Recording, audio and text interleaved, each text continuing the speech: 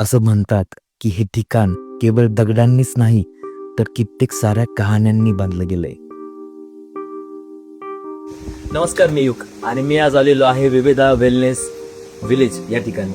एका 70 वर्षीय गरजू कुंभाराकडून इथले कौल बनवून घेण्यात आले आणि त्याद्वारे त्याला आर्थिक सहाय्य करून जगण्याची नवी उमेद बहाल करण्यात आली.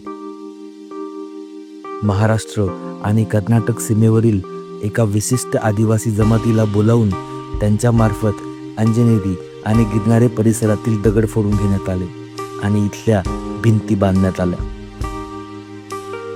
इथल्या वास्तुशैलीमध्ये नाशिकची वाडा परंपरा हेतुपूर्वक जपलेली दिसते. पाड्यावरची घरे असतात तशीच इथे राहण्याची व्यवस्था केलेली आढळते.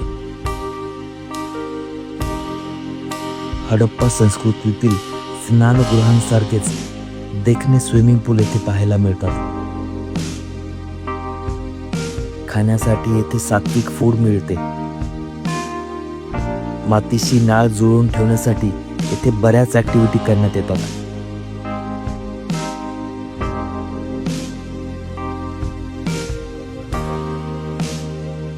असल्या कित्येक वैशिष्ट्यांनी परिपूर्ण असे विविधा वेलनेस विलेज नक्कीच मनात घर करून जाते आणि आपल्या आप्तस्वकीयांना येथे एकदा तरी न्यावेसे वाटते.